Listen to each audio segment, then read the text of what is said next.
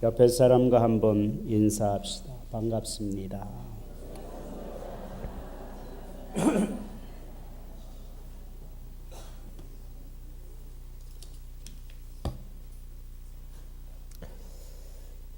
성경의 그 본문이 이렇게 바뀐 거를 제가 일부 예배 때 분명히 시편 103편을 봤는데 이 주보를 안 봐가지고 몰랐어요. 우리 목사님, 부목사님 휴가가 간 표가 여기서 나는구나 내가 그러면서 이거 중대한 문제인데 제가 책임을 묻지는 않겠습니다만은 내가 하던 일을 계속하지 않으면 이렇게 실수도 하는 것을 인정하면서도 하여튼 이런 것이 얼마나 중요한지 잘 몰라서 그래요. 대단히 중요한 건데 이런 실수를 했네요. 우리가 세상 살다 보면 실수하지 않을 수 없죠. 인정하는 사람이 한 10%밖에 안 되는 것 같아요. 다 실수 안 하고 사는 것 같아요. 실수하지 않을 수 없죠. 실수할 수 있는 것도 너 그렇게 봐줘야 될 줄로 믿습니다. 오늘 하나님의 말씀의 제목이 우리의 체질을 아시는 하나님이다라고 하는 말씀이에요. 오늘 실수하는 것도 은혜 받게 하려고 이렇게 실수가 이루어진 것 같아요. 우리 체질을 아시는 하나님이다 그러셨거든요. 우리가 요즘은 반려동물을 많이 키우죠. 이 반려동물 그래서 키우는데 강아지 같은 것들도요. 개라고 하는 게 뭐 낫겠지. 강아지 뭐 새끼만 말하는 게 아니라 아주 못된 습관을 가진 그런 상대를 공격하고 그러는 것들이 있더라고요. 주인이 뭐 도무지 어떻게 이것을 해야 될지 몰라서 진짜 전전긍긍할 때에 도움을 요청하는 기관이 있더라고요. 그러니까 전문 개 심리학자 이런 분들이 있어요. 그래서 그분들을 모셔다가 그걸 잘 관찰하게 하고 이거는 뭐가 잘못돼서 이렇게 지금 반항적이고 이렇게 되어집니다라는 걸 찾아내서 그거를 치료하니까 완전히 다른 개가 돼버리는 거예요. 짐승도 그렇게 완전히 달라지는 거예요. 참 놀랍다 그런 생각을 하면서 이것은 사람도 다르지 않습니다. 어린 아이들도 때로는 이렇게 반항적이고 아주 정말 부모가 감당하지 못할 그런 어린 아이들이 있지요. 없나요? 있죠. 여러분 가정에 없었나 봐. 그러니까 다행인 거죠. 하나님 축복이야 이게. 목사님이 기도 많이 해서 그렇다고. 아멘. 감사하지요. 근데 진짜 부모가 다루지 못하는 아이들이 있어요. 근데 그 전문가 선생님이 오셔서 이렇게 그 아이를 인도하면 아주 그 포악한 성격이 달라지고 아주 고집스러운 성격이 변화되어지고 그러는 경우 많이 우리가 보잖아요. 바로 그것이 바로 우리 인생들이라 그런 말입니다. 그러면 왜 사람들이 이렇게 반려동물을 키우느냐 하고 물어보면 한결같이 많은 사람들이 말하는 것은 인간의 소외감 때문에 고독하기 때문이다라고 말합니다. 이 학교에서만 그런 것이 있는 것이 아니라 왕따 당하는 경우가 있잖아요. 가정에서도 왕따 당하시는 분이 있죠. 없나요? 저요. 저 왕따 당하는 것 같아요. 아이들과 우리 집사람 전부 한 패인데 나는 좀 다른 편 같아. 여러분 예를 들을 수 없으니까 목사님 예를 드는 거야. 또 뭐 그렇구나 그러지 말고. 가정에서도 왕따 당하는 수가 있는 거예요. 교회에서도 그럴 수 있어요. 어디서나 그럴 수 있어요. 왜 그러냐? 그렇게 되어다 보니까 뭔가 결함이 있고 뭔가 그런 자기가 화합하지 못하는 점이 있기 때문에 그런 일이 일어나는데요. 그런 일로 인해서 사람들이 고독해진다는 겁니다. 외로워진다는 거예요. 그래서 자기의 불만을 해소하기 위해서 이런 반려동물을 키운다는 거예요. 근데 저는 아주 개나 고양이 키우는 건 아주 그냥 질색이 있거든요. 여러분들 집에 신방을 가도 치우라고 그러니까 아직 그렇게 고독하진 않은 것 같아. 그렇게 고독하기 때문에 그렇다는 거예요. 외롭기 때문에 그것으로 위로를 삼고 자기의 그 외로움을 달래본다는 거지요. 그것이 바로 반려동물을 키우는 사람들의 그런 그 원인이라고 말할 수 있습니다. 그런데 이러한 반려동물이나 뭐 꽃을 키운다든지 이것으로서 여러분들의 외로움의 문제나 여러분들의 그런 그 삶의 고독의 문제를 해결할 수 있느냐? 그렇지 않다는 거지요. 그것은 겉으로 나타나는 그저 외형적인 모습일 뿐이지 그 진짜 외로움과 고독함은 여러분들의 깊은 내면의 세계에서부터 나오는 것이기 때문에 그 문제를 해결하지 아니하면 우리는 그것을 이겨낼 수 없다는 거지요. 그래서 우리 하나님께서 우리에게 이처럼 귀한 말씀을 주시는 거예요. 우리 하나님께서 오늘 우리에게 주신 제목의 말씀처럼 너희의 체질을 내가 안다 그렇게 말씀하시는 것입니다. 우리의 체질을 안다 하시고 말씀합니다.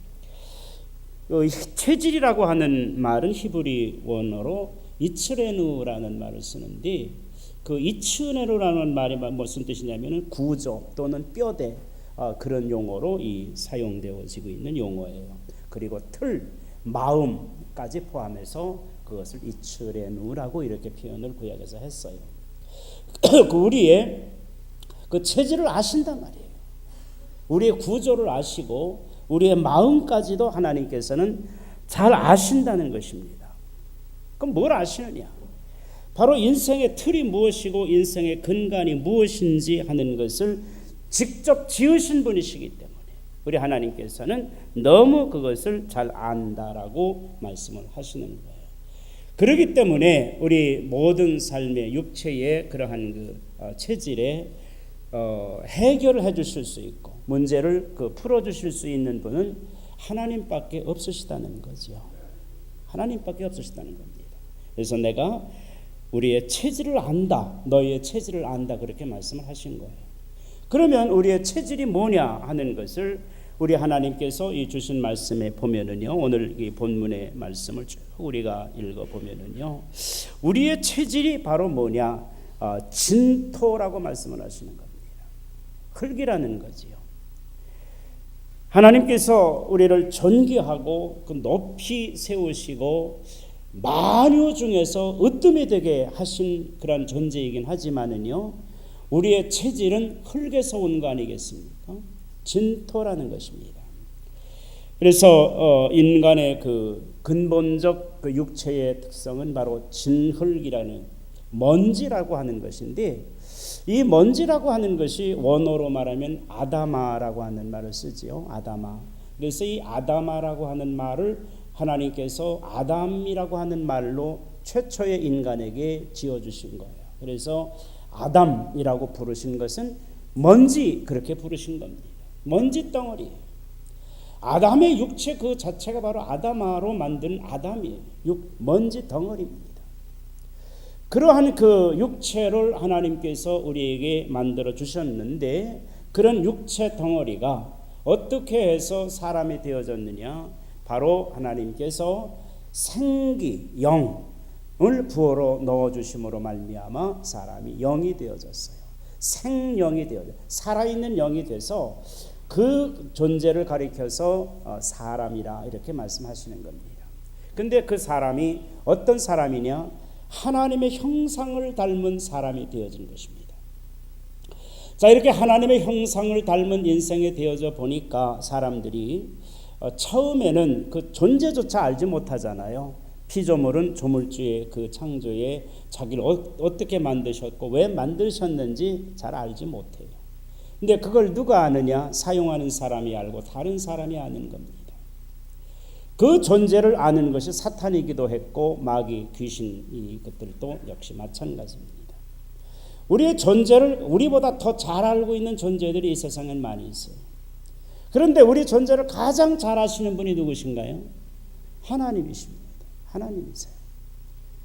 그래서 우리 하나님께서 우리의 체질을 아시는 하나님, 너의 존재가 무엇이냐 하는 것을 우리 하나님께서 너무 잘 아시는 것입니다.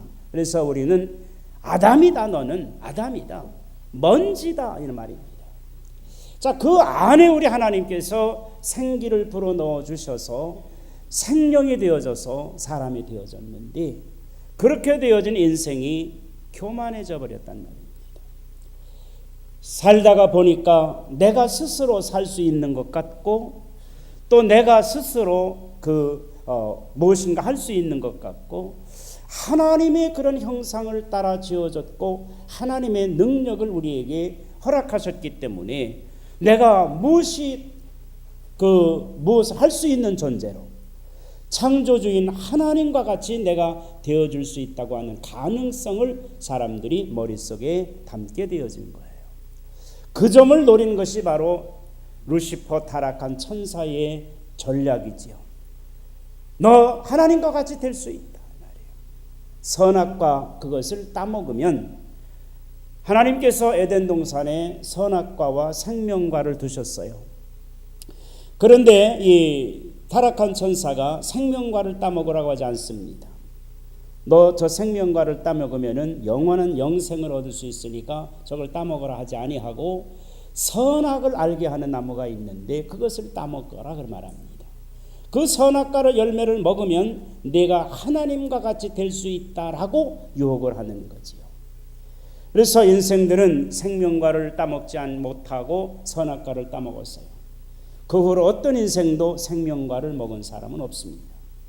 그러면 그 생명과는 언제 먹을 수 있느냐? 이제는 새 하늘 새 땅 새 예루살렘을 우리에게 주실 텐데 그때의 하늘 보좌로부터 생명강이 흐르고 그 생명강가에 12시절을 쫓아 맺는 과일나무들이 생명과로 이제 존재하게 될 것이다. 그래서 매달 이렇게 그것을 먹을 수 있는 은혜를 하나님께서 우리에게 주실 때에 이제는 생명과를 먹고 영생의 길을 걸어갈 수 있는데 그 생명과를 먹는 것이 바로 우리 이 세상에서 받는 그 가르침의 내용이 바로 뭐냐? 성찬이다 말했어요.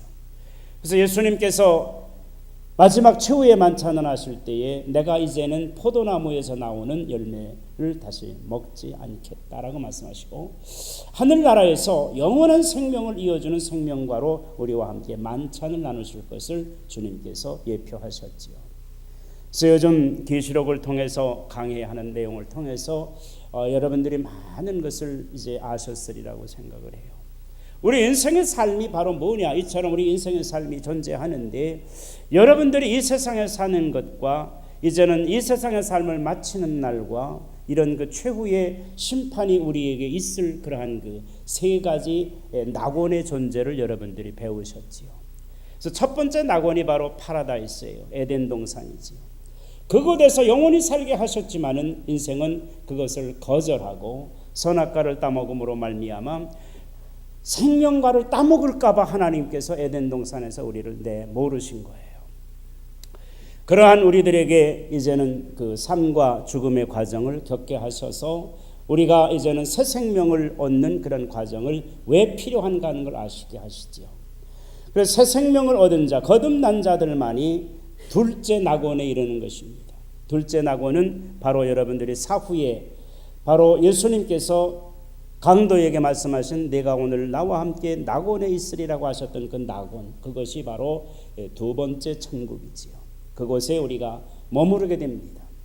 그리고 마지막 최후의 심판이 있은 후에 우리는 세 번째 천국에 올라가는 거지요. 영원한 하나님의 나라에 여러분들이 가서 불과 유황못으로 떨어질 자들은 그곳으로 떨어지고 여러분들은 새 생명을 입고 새로운 육체를 입고 이제는 그 지상의 낙원이 아니라 영원한 하나님의 나라 신천신지에 여러분들이 가게 되어지는 인생의 과정을 우리가 알게 되는 겁니다. 이러한 인생의 삶을 사는데 여러분들은 지금 어떤 존재로 살아가느냐 하는 것입니다.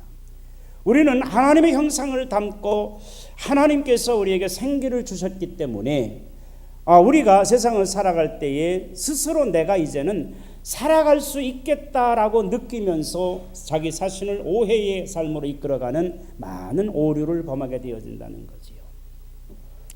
그래서 내가 스스로 존재할 수 있고 스스로 살 수 있다라고 하는 어리석음을 범해서 어리석은 부자의 비유를 말씀하시잖아요. 많은 것을 얻어서 창고를 짓고 내 영혼아 내가 오늘 편히 쉬어라 이렇게 말할 때에 우리 하나님께서는 어리석은 자야, 내 영혼을 내가 오늘 취하겠는데 내 것이다 네 것이 되겠느냐라고 주님께서 말씀하시는 거예요. 사랑하는 성도 여러분, 그렇습니다. 우리가 이처럼 세상을 살아갈 때에 잘못하면 내가 마치 하나님이 된 것처럼, 하나님이 하시는 일을 나도 할 수 있는 것처럼 어리석은 그러한 그 교만에 빠지기 쉬울 때에 우리는 교만이 우리에게 들어오게 되어지는 것이고요. 이 교만은 바로 패망의 선봉이 되어지고 여러분들을 넘어지게 하는 원인이 되어지는 것입니다. 그러나 하나님께서는 끊임없이 여러분들을 낮은 자의 자리에 서라, 섬기는 자가 되라, 이렇게 여러분들에게 말씀하시고 권면하고 계신 것입니다. 또한 여기에 비해서 일부 사람들은 너무나 겸손이 지나쳐서 하나님의 형상을 입은 그 존재 자체를 깨닫지 못하고 자기 자신을 너무 비하시키는 그런 사람들도 있습니다. 그래서 이런 사람들은 나는 세상에서 가장 불행한 사람이야, 나는 비극적인 존재야 라고 하면서 좌절하고 포기하는 사람들도 있습니다. 이런 것들이 다 어디에서 오느냐? 우리의 육체의 본질을 알지 못하기 때문이라는 것입니다. 우리의 육체의 본질이 무엇인데 너는 아담이다, 아담아예. 우리는 먼지 덩어리에 불과한 육체입니다.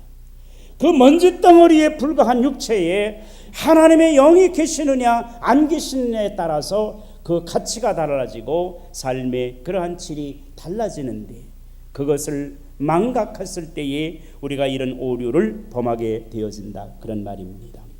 사랑하는 성도 여러분, 그렇기 때문에 우리는 지나친 열등감에 빠질 이유도 없고요, 지나친 자만에 빠질 이유도 없습니다. 그래서 우리는 하나님께서 주시는 은혜 안에서 하나님의 뜻에 따라서 살아가는 하나님의 백성이면 그것으로 만족한 줄로 믿으시기 바랍니다. 여러분들이 하나님을 알고 하나님께서 여러분들을 아시면 되는 겁니다. 그런데 우리 하나님께서 뭐라고 말씀하십니까? 하나님께서는 우리의 죄과를 아신다라고 말씀을 하시는 거예요. 여러분들의 죄과를 아신다라고 말씀하신 것입니다. 그래서 오늘 본문의 말씀 가운데에 보면은 쭉 이렇게 말씀하시잖아요. 여호와는 긍휼이 많으시고 은혜로우시며 노하기를 더디하시고 인자하심이 풍부하시도다. 자주 경책하지 아니하시며 노를 영원히 품지 아니하시리로다. 우리의 죄를 따라 우리를 처벌하지는 아니하시며 우리의 죄악을 따라 우리에게 그대로 갚지는 아니하셨으니 이는 하늘이 땅에서 높음같이 그를 경외하는 자에게 그의 인자하심이 크심이로다. 우리 하나님께서는요, 여러분들을 용서하시기를 기뻐하시는 줄로 믿으시기를 바랍니다. 새벽에 계시록을 강의를 들을 때에 용서에 관해서 배웠지요. 우리 하나님께서 용서하시는 그 용서의 죄는요, 두 가지 죄를 용서하시는데요, 원죄와 자범죄예요. 이 원죄는 한 번의 용서로 끝나는 겁니다. 예수님의 십자가의 죽으심을 받아들임으로 말미암아 여러분들이 죄사함의 은총을 입고 구원의 반열에 서는 건데요, 그런 사람들도, 바로 그런 사람들도 자범죄를 범할 수 있어요. 왜 그러냐면 육체로 아직도 존재하고 있기 때문에 그 육체가 가지고 있었던 과거의 죄악의 흔적, 죄악의 미련, 죄악의 유혹, 그것을 계속해서 가지고 있기 때문에 그것을 떨쳐버리지 않으면 안 되는 겁니다. 이 과정이 바로 무엇과 같으냐면은 애굽에서 건너서 홍해바다를 건너서 구원의 역사를 이루신 세례의 과정에 비유한다면은, 세례를 받은 후에 하나님께서 바로 가나안 땅에 들어가게 하신 것이 아니라 광야라고 하는 40년의 세월을 통과하게 하셔서 그 안에서 광야의 세월을 통해서 애굽에서 노예되어졌던, 종예되어졌던 그런 삶의 모든 흔적들, 생각, 모든 개념까지도 다 광야에서 버리게 하시는 것이, 그것이 바로 교회입니다. 이제 우리는 교회를 통해서 세상에 속했던 여러분들의 삶의 과거의 모든 흔적을 지워버리고, 여러분들은 하나님의 나라의 요단강을 건너서 가나안 땅에 들어가게 되어질 때는 흠도 없이 티도 없는 상태로 그곳에 들어가셔야 될 줄로 믿습니다. 그것을 우리가 요단강에서 다 씻지 아니하면 갈 수 없는 존재예요. 그래서 우리 하나님께서 여러분들의 삶의 과정을 이렇게 오묘한 방법으로 우리에게 설명해 주고 계신 거거든요. 우리 하나님께서 우리의 육체인 것을 아시기 때문에 여러분들의 육체의 그러한 과거의 삶 때문에 아직도 계속해서 죄를 범하며 살 수밖에 없다는 거예요. 그래서 그 죄를 범하면 하나님께서 심판하시고 판단하시고 그 즉석에서 벌하신다면 살아남을 수 있는 존재가 없어요. 근데 우리 하나님께서 계시록의 말씀을 통해서 여러분에게 증거 받았잖아요. 하루에 몇 번 죄를 짓고 용서해달라고 해도 용서해 주라고 그랬어요? 7번씩. 70번은 그 다음 얘기고 7번씩 죄를 지어도 용서해라 그러셨어요. 그런데 그 후에 예수님께서는 7번이 아니라 77번씩 70번 죄를 짓고 용서해달라고 해도 용서해 주어라 그랬어요. 그게 바로 뭡니까? 하나님의 용서의 위대하심입니다. 하나님께서 여러분들의 죄를 다 알고 계신단 말입니다. 여러분들의 죄과를 다 알고 계신단 말입니다. 그런데 우리가 하나님 앞에 용서해 주세요, 용서해 주세요 하는 것도 정말 낯이 있다고 몇 번 그러면은 다시 못하는 게 우리 인생이잖아요. 그걸 마귀가 이용하는 겁니다. 너 지난번에도 그랬잖아. 그 전에 또 그랬잖아. 하여튼 처녀 때 것까지, 어린애 것까지 들춰내는 게 마귀예요. 거기에 속지 마시기를 바랍니다.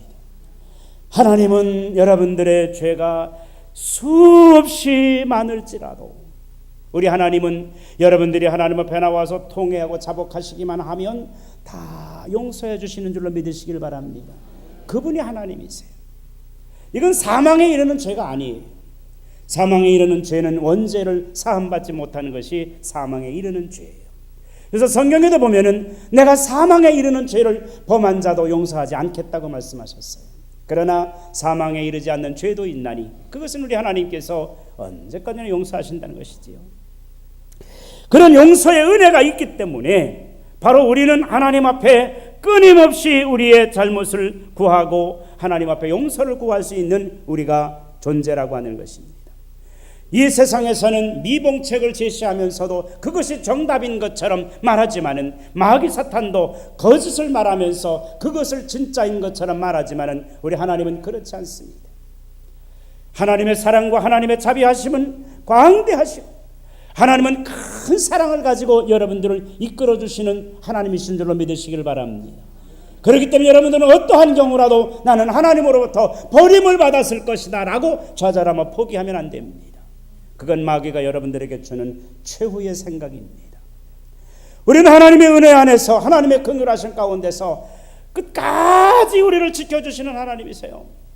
내가 지옥 끝에 가서 앉았을지라도 바다 끝에 자리를 펴고 앉았을지라도 시편 137편 하신 말씀처럼 우리가 어느 곳에 자리를 펴고 앉았을지라도 우리 하나님은 여러분들을 살피고 계시다는 것입니다. 그래서 여러분들은 나 혼자라고 생각하지 마시길 바랍니다. 외롭다고 생각하지 마시길 바랍니다. 예수님께서 제자들이 다 떠났을 때에 너희도 가려느냐 말씀하시면서 그러나 나는 외롭지 않다 말씀하셨습니다. 왜? 하나님이 나와 항상 함께 하시기 때문이다. 우리 주님은 언제든지 여러분과 함께 하시고 동행하시는 하나님이신 줄로 믿으시기를 바랍니다. 그래서 10절과 13절의 말씀이 우리의 죄를 따라 우리를 처벌하지는 아니하시며 우리의 죄악을 따라 우리에게 그대로 갚지는 아니하셨으니 이는 하늘이 땅에서 높음같이 그를 경외하는 자에게 그의 인자하심이 크심이로다. 동이 서에서 먼 것 같이 우리의 죄과를 우리에게서 멀리 옮기셨으니 아버지가 자식을 긍휼히 여김같이 여호와께서는 자기를 경외하는 자를 긍휼히 여기시느니라 말씀을 하셨습니다. 아버지가 자식을 긍휼히 여기는 것처럼 우리 하나님께서 여러분들을 긍휼히 여기신다고 말씀하셨습니다. 이게 무슨 말이냐 하는 것입니다. 자녀들이 잘못했다가 있나요, 없나요? 있나요? 많이 있나요? 조금 있나요? 아주 많이 있죠. 그게 부모가 아나요? 모르나요? 다 알죠. 그런데 왜 용서해줘요? 네? 그냥 해치워버리지 그냥. 왜 용서하나요? 근데 사랑이기 때문에 그렇습니다. 아버지는 다 알아요. 자식이 못된 짓 하는 거, 잘못된 거 다 압니다. 그런데도 용서해 주시는 거예요. 그게 하나님의 사랑이라는 겁니다. 우리 하나님께서 우리가 이처럼 죄 가운데 있었던 그런 존재이기 때문에 우리가 잘못하는 것을 다 아신단 말이에요. 다 아시지만은 죄악을 따라 갚지 아니하시고 우리를 처벌하지 아니하시고 끝까지 용서하시는 거예요. 언제까지 용서하세요? 끝까지, 돌아올 때까지, 깨달을 때까지 용서하시는 것입니다. 그런데 돌아오지도 않고 깨닫지 못하면 때로는 하나님께서 매를 드시고 채찍을 드신다고 했어요. 채찍을 들어서라도 깨닫게 하시고 돌아오게 하시는 것이 바로 하나님의 사랑이에요. 버림받은 자는 채찍도 안 들으세요. 매도 안 들으세요. 그러나 내가 하나님 앞에 이처럼 매를 맞는다고 생각하거든 하나님 앞에 감사하시기를 바랍니다. 하나님이 나를 버리지 아니하셨음입니다. 하나님이 나를 아직도 기억하심입니다. 하나님이 나를 사랑하심입니다. 우리 하나님께서 끝없이 여러분들을 사랑하시고 용서해 주시는 이유는 바로 무엇이냐? 우리의 죄과를 아시는 하나님이시기 때문에, 이미 다 그것을 알고 계셨기 때문에, 잘못할 줄 뻔히 알고 계셨기 때문에 결국 너는 거기에서 벗어나지 못했구나, 그렇게 말씀하시는 거예요. 그런데 우리 하나님이 기뻐하시는 게 있어요. 뻔히 우리 하나님께서 이거 잘못할 것이다 아셨는데 거기서 싹 돌아서 가지고 하나님 잘못했습니다. 그러면 우리 하나님이 얼마나 기뻐하시고 춤을 추시며 기뻐하실 거예요. 기뻐하시는 정도가 아니에요. 그 다음에 뭐까지 주셔? 상급까지 주실 줄로 믿습니다. 하나님이 주시는 상급이 뭐 째째하게 뭐 돈 10,000원 되겠어요? 어마어마한 것을 주시기도 하신 하나님이세요. 그래서 여러분들은 여러분들의 죄과를 알고 여러분들의 부족한 부분을 알고 여러분들이 어떤 삶에서 언제 내가 돌아서야 할 것인가 하는 것을 깨닫는 그 시간이 여러분들에게 얼마나 소중한지 모르는 것입니다. 그래서 우리 하나님께서 돌아오라 말씀하시는 거예요. 돌아오라, 회개하라 말씀하시는 거예요. 우리 하나님 앞에 여러분들이 바로 서기만 하면 여러분들이 부족한 것을 아시는 하나님께서 내가 부족한 가운데서 이렇게 깨달음을 가졌으니 내가 너를 기뻐하노라고 우리 하나님께서 우리를 칭찬해 주실 수 있는 하나님, 그 하나님이라는 거지요. 세 번째로 2절과 5절의 말씀을 보면은요, 이렇게 말씀합니다. 내 영혼아 여호와를 송축하며 그의 모든 은택을 잊지 말지어다. 그가 내 모든 죄악을 사하시며 내 모든 병을 고치시며 내 생명을 파멸해서 속량하시고 인자와 긍휼로 관을 씌우시며 좋은 것으로 내 소원을 만족하게 하사 내 청춘을 독수리같이 새롭게 하시는도다 라고 말씀하셨습니다. 우리 하나님께서는 여러분들에게 결국은 좋은 것을 주시기를 원하시는 하나님이신 줄로 믿으시기를 바랍니다. 하나님은 여러분들을 파멸로 이끌기를 원하지 아니하세요. 하나님은 여러분들을 괘씸하게 여겨서 여러분들을 못된 길로 인도하지 아니하세요. 우리 하나님께서 궁극적으로 우리에게 주시기를 원하시는 것은 우리에게 좋은 것으로 주시기 위해서, 우리 하나님은 좋은 것을 주시기를 원하시는 줄로 믿으시기를 바랍니다. 그래서 우리 주님이 말씀하시잖아요. 너희가 사람일지라도 자녀가 떡을 달라 할 때에 돌을 줄 자가 있겠느냐? 생선을 달라 할 때에 전갈을 줄 자가 있겠느냐? 하물며 너희 좋으신 하나님께서 너희에게 좋은 것으로 주시지 않겠느냐라고 말씀하신 하나님이세요. 우리 하나님은 여러분들에게 언제나 좋은 것으로 주시기를 원하고 계신 줄로 믿으시길 바랍니다. 그런데 좋은 것으로 주시려고 보니까 어린아이가 놀다가 왔는데 바깥에서 놀다가 세상 먼지 묻히고 와가지고 손이 삭하면 거기다 주시겠어요? 안 주시겠어요? 야, 가서 씻고 와. 회개가 필요한 거죠. 우리 하나님께서 여러분들에게 좋은 걸 주시길 원하지만은 여러분들이 받을 만한 그릇이 준비되어져 있어야 되는 것입니다. 여러분들이 그릇이 쓰서져 있기만 하면 하나님께서 거기에서 하늘의 귀한 것으로 가득 채워주실 줄로 믿습니다. 각종 좋은 것으로 채워주시는 하나님이시라 말입니다. 이런 놀라운 하나님의 은혜를 다윗은 깨달았습니다. 그렇기 때문에 다윗은 이 시편 103편에서 하는 말씀이 이렇게 말합니다. 고백하는 하나님은 죄를 사해 주시고 병을 고쳐주시며 모든 좋은 것으로 소원을 만족해 하시는 은혜의 하나님이십니다 라고 외치고 있는 것입니다. 이것이 다윗의 고백이에요. 그래서 로마서 5장 1절과 2절의 말씀에도 보면은 이렇게 말씀이 증거됩니다. 그러므로 우리가 믿음으로 의롭다 하심을 받았으니 우리 주 예수 그리스도로 말미암아 하나님과 화평을 누리자. 또한 그로 말미암아 우리가 믿음으로 서 있는 이 은혜에 들어감을 얻었으며 하나님의 영광을 바라고 즐거워하느니라 라고 말하고 있는 것입니다. 사랑하는 성도 여러분, 그렇습니다. 우리가 믿음으로 의롭다 하심을 받았기 때문에 우리 주 예수 그리스도로 말미암아 하나님과 평화를 누리는 여러분들이 되어져야 될 줄로 믿습니다. 하나님의 은혜를 깨달은 바로 다윗이 하나님 앞에 외친 그 음성이 바로 뭐라고 말했는가 하면은 은혜의 하나님이라고 말했습니다. 은혜의 하나님. 여러분께서 세상의 삶을 살아도 부모에게 은혜를 입으면 우리 어머님의 은혜, 우리 아버님의 은혜, 우리 할아버님의 은혜 이렇게 말하지 않겠습니까? 이것을 깨달은 자녀들이 부모에게 고마움을 갖는 마음을 갖는 것 이상으로 우리 하나님께서 여러분들의 삶을 지켜주시고 여러분들의 삶을 이끌어주신 이 놀라운 우리가 죄 가운데 죽을 수밖에 없고 주홍같이 붉은 죄, 진홍같이 붉은 죄가 우리에게 넘쳐나는데도 불구하고 우리를 사망의 글에 머무르지 않게 하시고 우리 하나님께서 보혈의 피로 씻어주셔서 흰 눈보다 양털보다 더 희게 씻어주셨으니 이제 나는 자유합니다. 이제 나는 하늘의 소망을 갖습니다. 이제 나는 주님의 은혜를 내가 감사를 드립니다 라고 고백하는 그 은혜의 감사의 노래가 있을 때에 드린 고백이 바로 다윗의 고백이에요. 은혜의 하나님, 이렇게 하나님 앞에 고백하는 겁니다. 세상을 여러분들이 살다가 자녀들에게도 은혜를 베풀며 사시기를 바랍니다.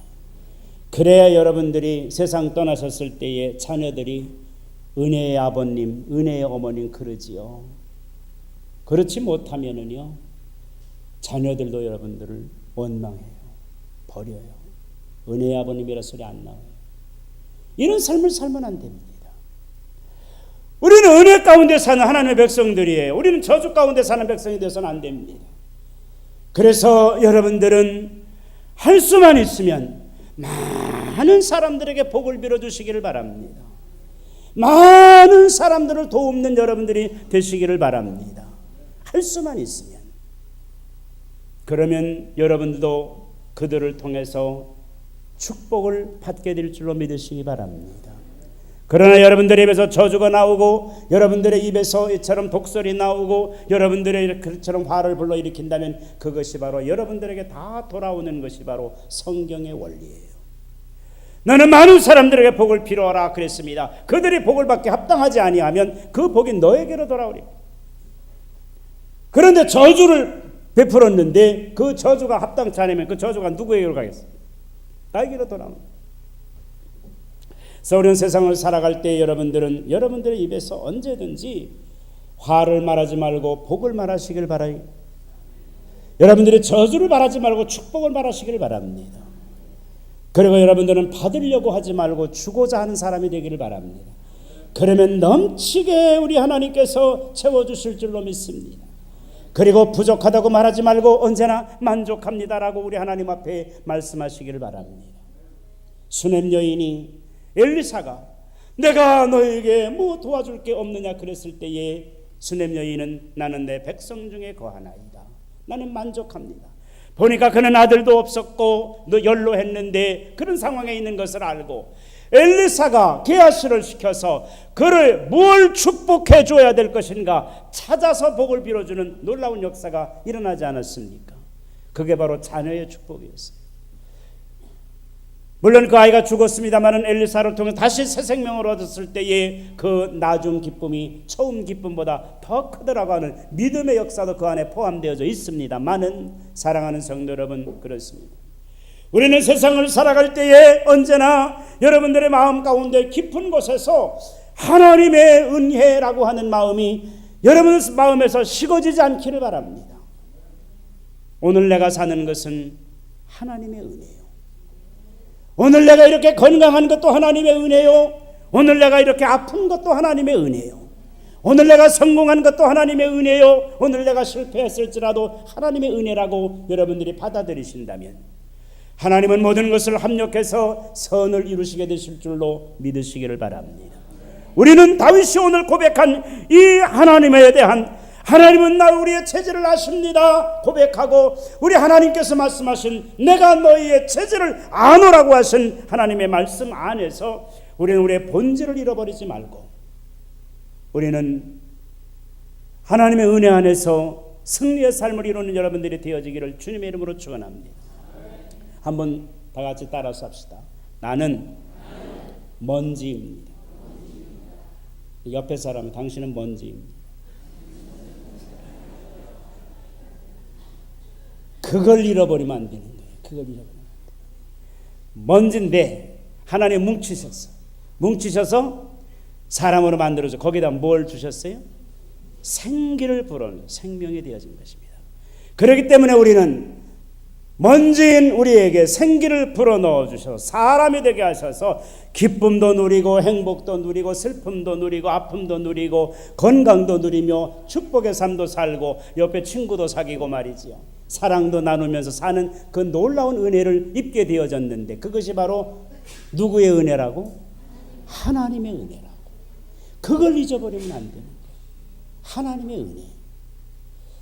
자, 제가 이제 여러분들에게 오늘 우리가 사는 것은 이렇게 말하면 여러분들은 이거 알죠?